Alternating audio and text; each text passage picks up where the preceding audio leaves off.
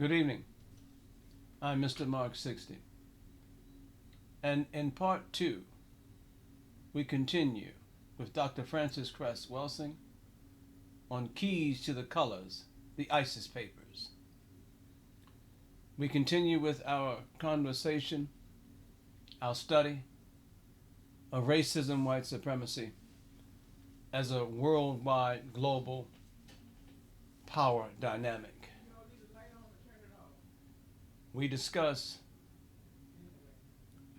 how this power dynamic reaches beyond individuals and into the very lives of every person who has melanin in their genes.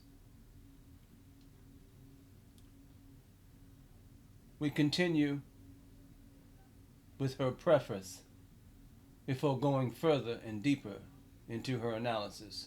She states, white supremacy, domination, and oppression of all non-white people is essential for global white genetic survival. The prevention of white genetic annihilation is pursued through all means, including chemical and biological warfare.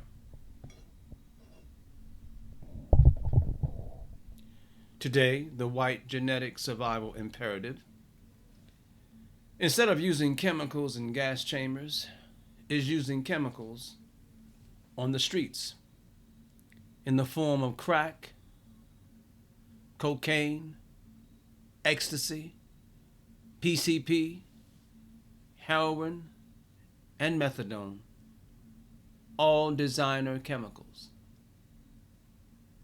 Ultimately, these chemicals are produced by whites and made available to urban blacks, particularly black males, upon whom the future of black people is dependent. The core dynamic of white genetic survival eventually leads whites to a major act of genocide. That is, the destruction of the genes of non-white people, or toward genocidal imperatives. Such a genocide occurred in Nazi Germany during the years 1933 through 1945.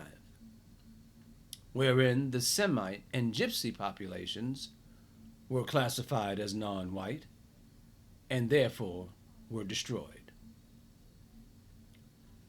The reason that the black male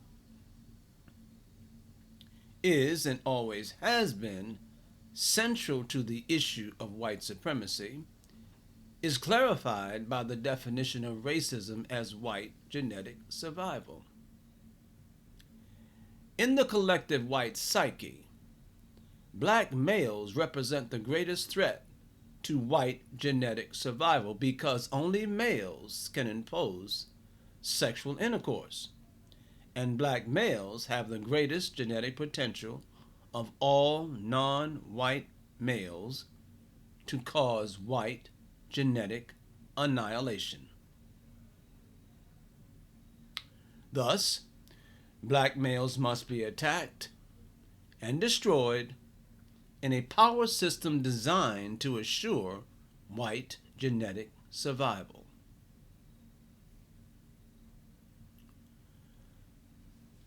In the white supremacy mindset, consciously or subconsciously, black males must be destroyed in significant numbers.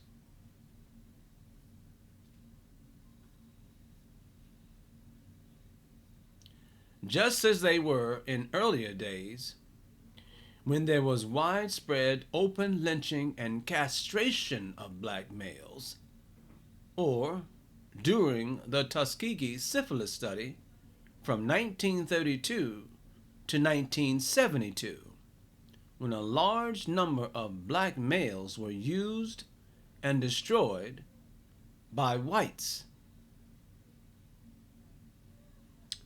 Today, we are witnessing a more subtle systemic approach to white genetic survival. The destruction of black males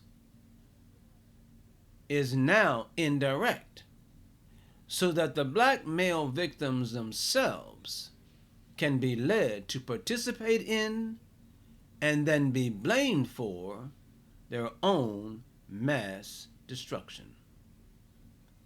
However, through close examination and an understanding of the ultimate objective of white supremacy as collective white genetic survival, the steps to massive black male death can be charted.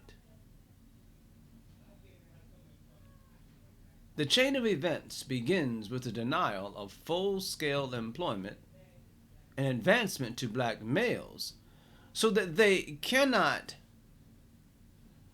adequately support themselves, their wives, and their children.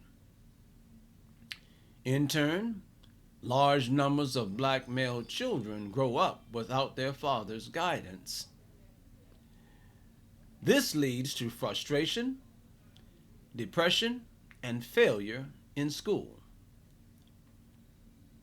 Once this atmosphere is established, drugs are placed deliberately in the black community. The drugs are then used to street treat black male frustration and depression. The high prices for which drugs are sold provide the black male population with the illusion that finally they are beginning to make some money to share in the American dream, quote unquote. Guns are then placed in the disposal or at the disposal of the same black male persons, supposedly to aid in enforcing payment for drug sales. More important, the strategy is for black males to kill and destroy one another and then carry the blame. It must be realized that no black males manufacture the chemicals for drug use, nor do any black males manufacture guns. The same power system of racism has so ingrained a negative image and connotation of blackness in general, such as Black Monday, black male, black sheep, Black Day, and of the black male in particular, that for black males to slaughter one another in the streets daily means next to nothing. This is in stark contrast to the urgency, alarm, and concern that is generated in the same society when only 25 young white males commit suicide in the course of a 24-month period. Failing to comprehend the environmental context of the white supremacy system and its ultimate goal of white genetic survival, black people also fail to grasp the deeper sense of what actually is occurring in front of our eyes. We tend to call it something else. We tend to make excuses. We tend to rationalize the failure of our communities.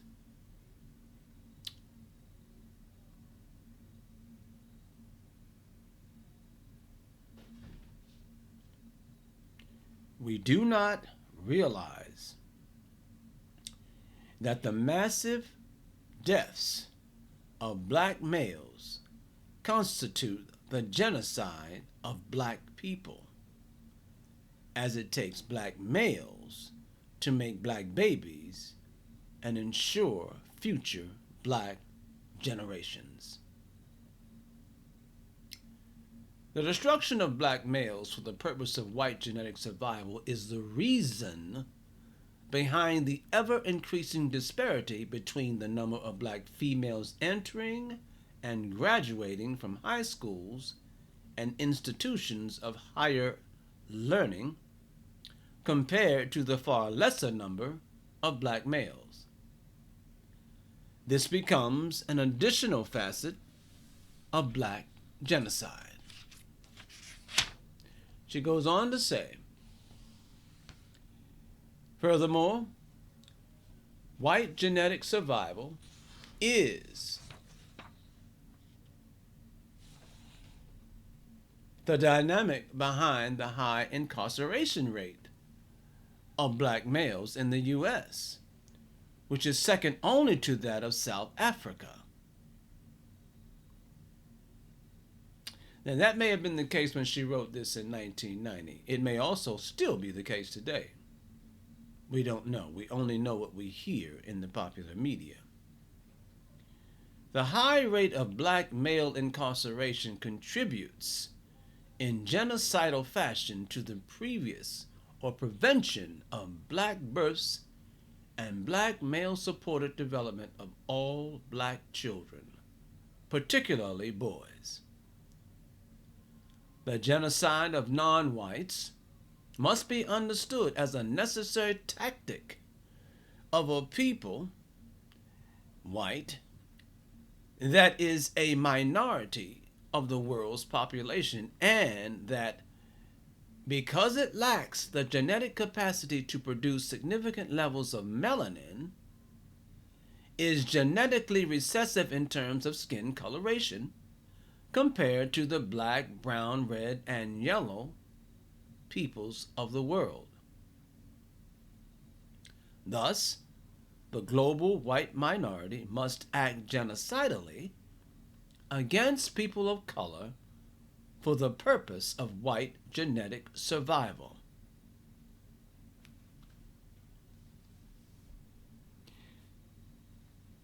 I know that this is very difficult, especially for white people who might see this video, to wrap their minds around this whole idea of white genetic survival.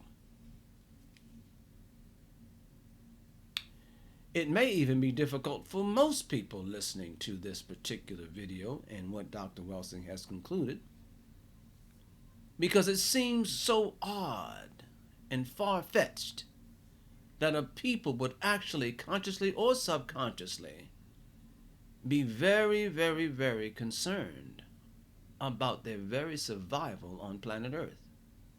So much so that they would genocidally employ methods to do away with people they perceive to be either more powerful, more fearful, more threatening, who knows? No other group on the planet is attacked in this way or for these reasons. This is why she wrote this. I don't subscribe to the idea of people of color worldwide being under the kind of attack that black males in particular that have become such a pointed target.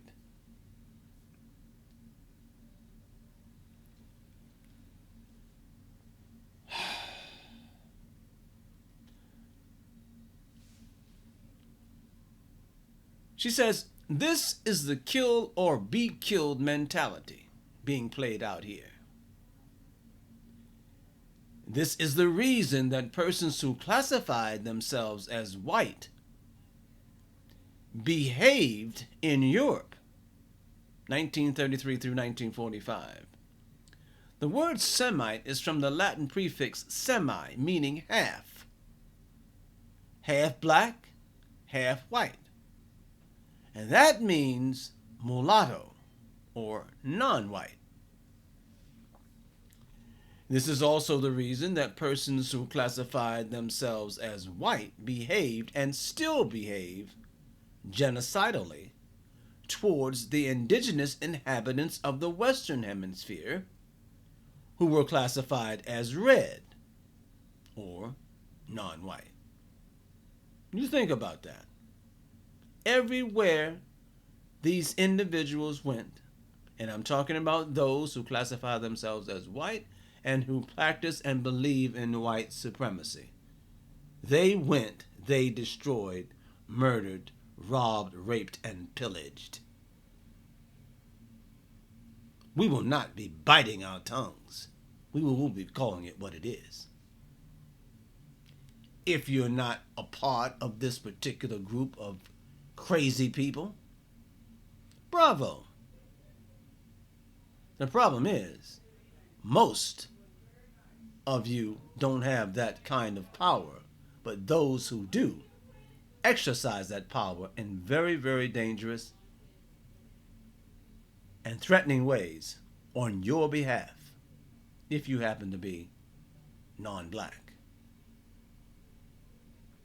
Let's continue. Only the willingness of non-white people worldwide to recognize, analyze, understand, and discuss openly the genocidal dynamic will bring this injustice to an end. Only the willingness of non-white people. And that's interesting because that was 1990, and here we are in 2021, and we still can't openly discuss it in this way, at this level. Not if you want to stay employed by those very people. Now, I'm not talking about the average person. The average person doesn't have any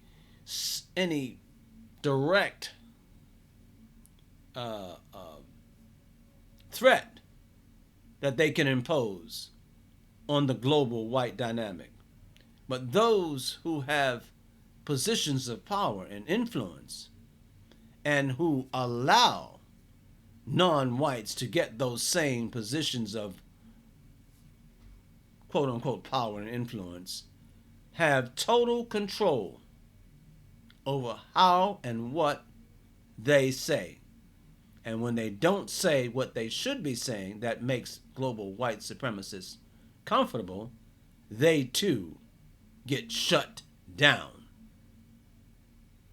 And so what do you have? You have a lot of non-white people making lots of money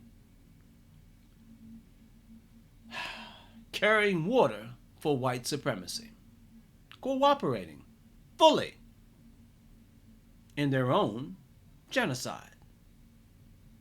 Once again, we return to slavery by another name. Remember, we work for them, they don't work for us. We carry their water, they don't carry ours. They pay us, we don't pay them. If any of us has a lot of money, it's because they paid us to shut the hell up and not to rock the boat. So, those of us who don't have a stake at that level are here to rock the boat for them. Let's continue.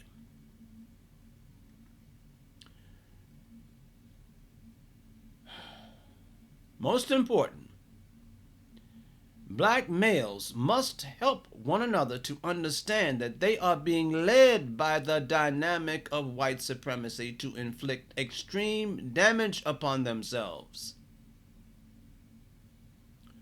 one another, and ultimately the black race. Black males must understand that contrary to what is said, the war being conducted in urban centers is not against drugs, but against black males. For the purpose of white genetic survival, we must be eliminated. Subtly, strategically, but certainly. Drugs are used simply as the means to achieve that end. That is why drugs are plentiful, while black males are dying in ever-increasing numbers. The recent proposal to treat drug addicts at military bases is only the first stage towards a more formal concentration camp placement. More formal than the ghetto. That, again, was back in 1990. It's even more subtle today.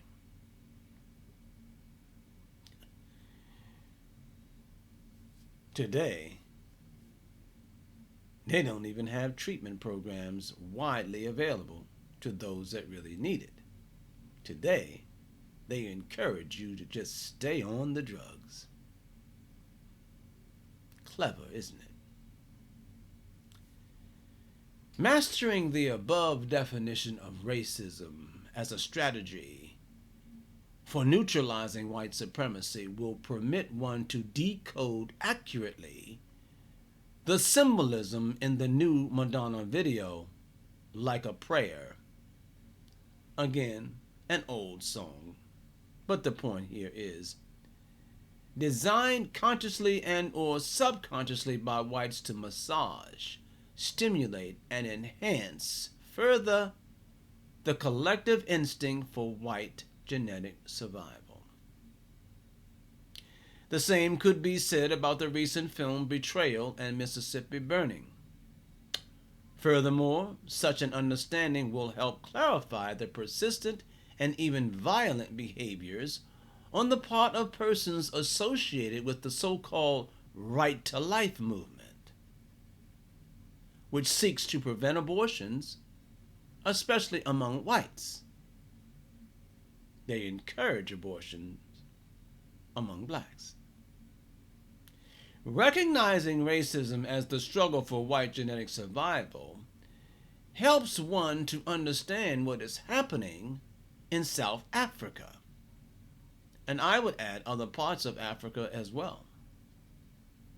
Oh, there are some parts that are trying to come along, and things are turning around as of 2021, as the date of this particular video. And parts of some countries in Africa are waking up to this thing called racism, white supremacy, and they are becoming smarter and smarter and moving the Chinese as well as others out and off of the chessboard. Slowly but surely, they are waking up. Hopefully, they'll start waking up a little bit faster, because the Chinese are playing for keeps and they want the resources out of that continent. So do others, as a matter of fact.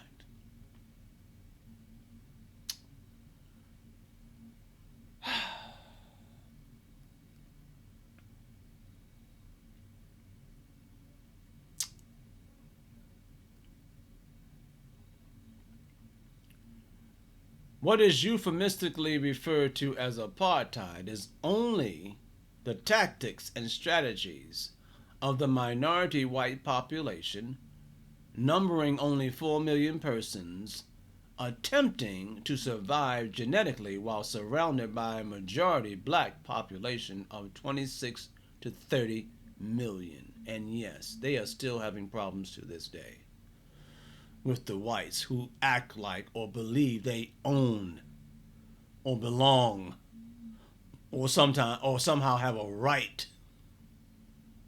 to that land.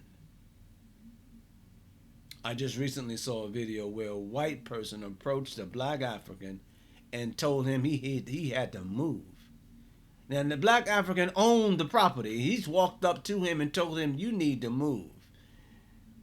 I can't remember the name of the video, but it was off the chain. Anyway, that didn't succeed. He nearly got himself hurt. The white man wound up running with his tail between his legs. So, again, they are waking up and understanding their power, and they are moving for progress and redress. I'm glad to see it.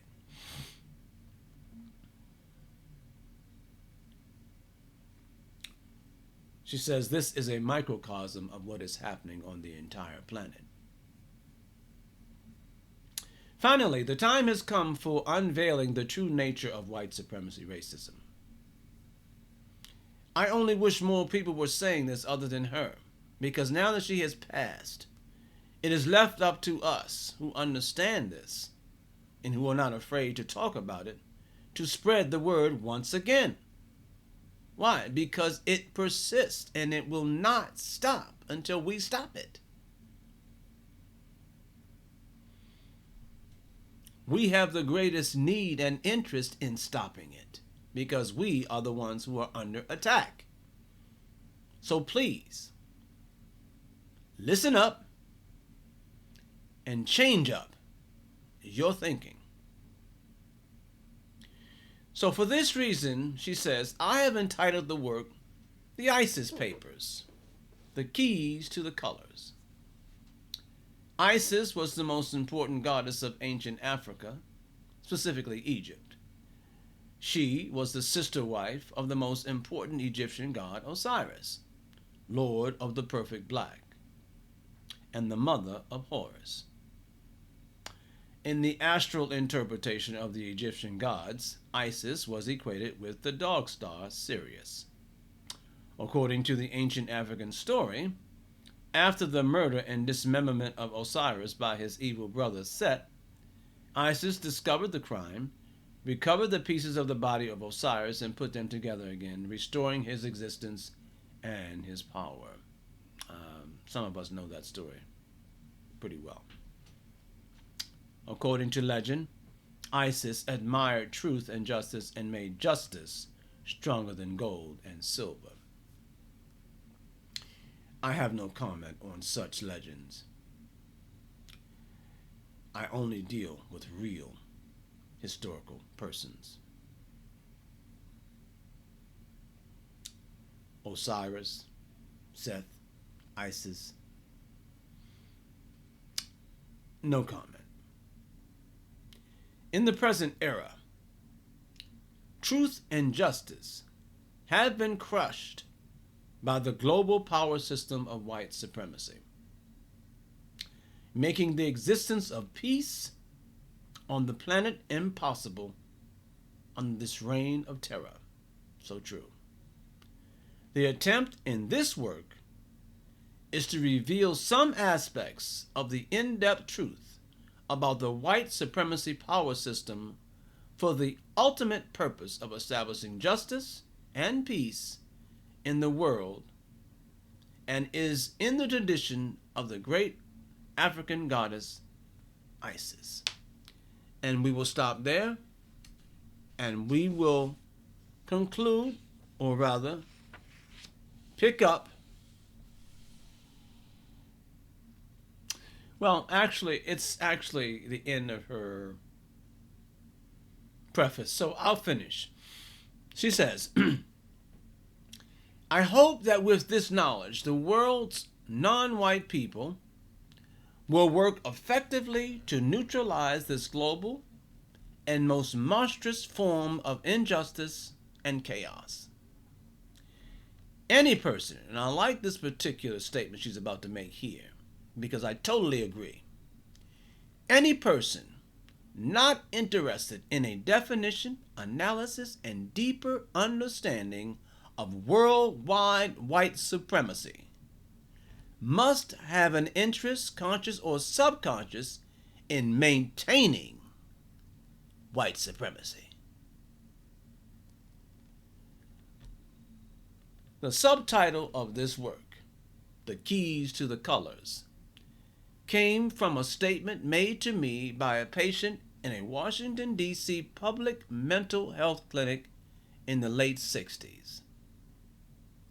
The patient was a tall, thin, middle-aged, black-skinned man who, in a somewhat confused manner, talked earnestly to me about the problems he had experienced in his life. And he said, "Doctor, if we could just find the keys to the colors.